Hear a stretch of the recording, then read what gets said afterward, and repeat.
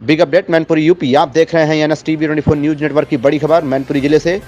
आप सभी को बताते चलें कि नगर पंचायत ज्योति खुड़िया में नगर निकाय चुनाव को लेकर सरगर्मियां तेज हैं। इसी को लेकर निर्दलीय प्रत्याशी ममता देवी जाटव लड़ रही हैं चुनाव, जिन्हें चुनाव चिन्ह मिला है कार। आप सभी को बता दें कि मैनपुरी के कस्बा ज्योति खुड़िया में चुनाव चल रहा है, जहां राजनीतिक पार्टियों से महिलाएं चुनाव लड़ रही हैं, वहीं दूसरी तरफ महिलाएं निर्दलीय भी लड़ रही हैं।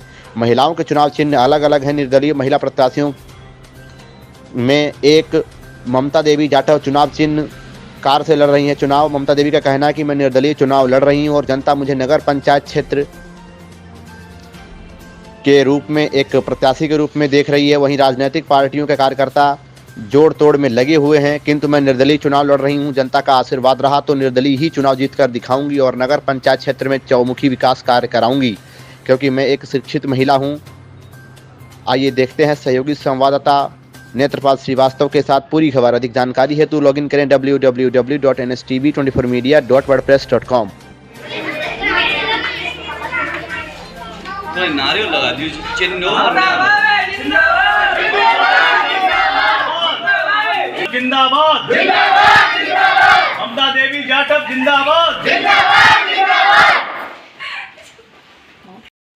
वार्ड मेंबर का हो, नगर पंचायत अध्यक्ष हुआ, एक नंबर पर बहुजन समाज पार्टी रहेगी और इससे बहुजन समाज पार्टी का 2024 का रास्ता प्रशस्त होगा।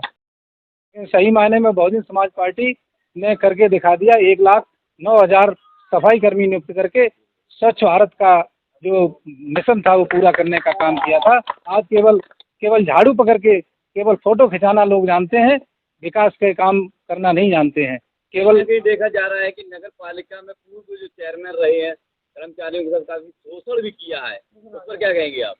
वो जो शोषण किया है, जो दूसरे दल के लोग रहे हैं, जो सत्तासीन रहे हैं, उनसे जनता बहुत ही परेशान दुखी हो चुकी थी।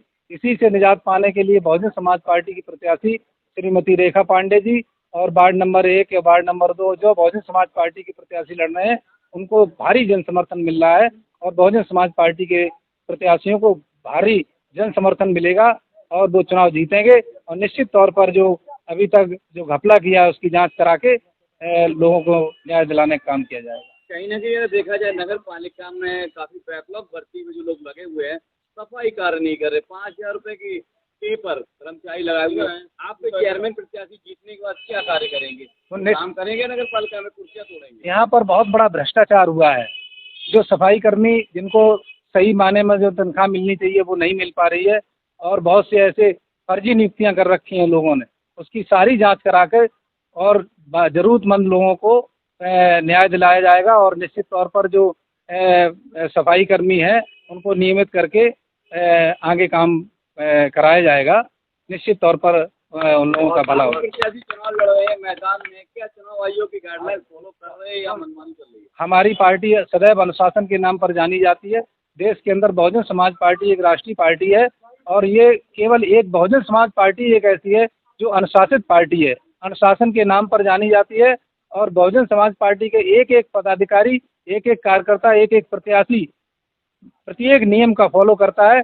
सही मायने में संविधान को लागू करने की बात बहुजन समाज पार्टी करती है और बहुजन समाज पार्टी संविधान पर पूरा भरोसा रख करके काम करने का काम कर रही है। अन्य पार्टियों की तरह जो यहाँ पर भेदभाव तो हो ही रहा है, प्रशासन की तरफ से भेदभाव हो रहा है और बड़े पैमाने पर भेदभाव हो रहा है। हम लोगों को प्रत्याशी कितने वोटों से जिता पा रहे हैं आप? हमारी पार्टी की प्रत्याशी प्रचंड बहुमत से यहाँ से चुनाव जीतेंगी। निश्चित तौर पर आप लोग विश्वास रखें।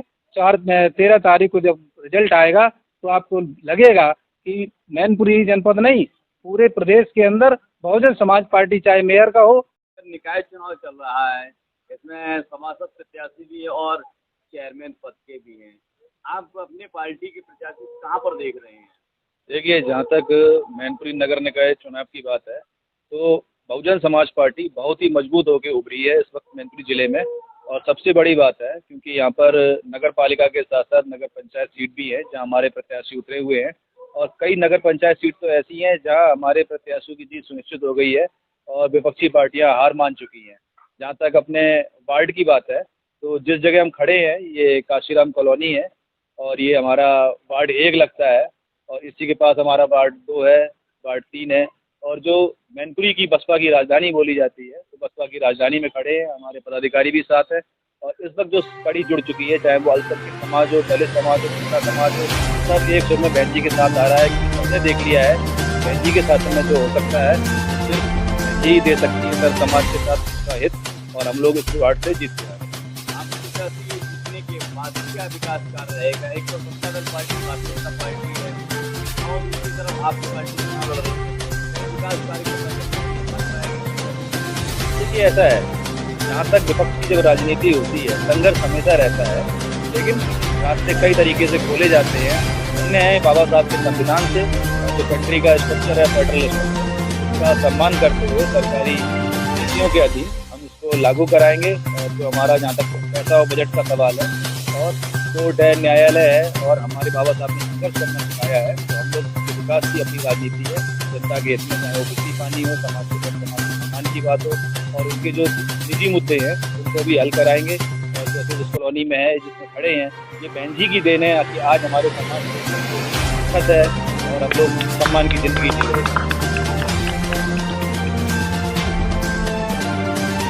आपके अध्यक्ष जी ने और रहे हैं, काफी कुछ बताया है। अगर आप जनता में और कर रहे हैं, इसके बाद कितना आपका साथ रहेगा कि चुनाव का साथ रहेगा? निश्चित तौर पर बहुजन समाज पार्टी का चेयरमैन बनेगा और हमारे वार्ड मेंबर बनेंगे। और निश्चित तौर पर हमारी जो सबसे मेन चीज़ है कि शिक्षा पर विशेष ध्यान दिया जाएगा, सफाई पर विशेष ध्यान दिया जाएगा, चिकित्सा पर विशेष ध्यान दिया जाएगा।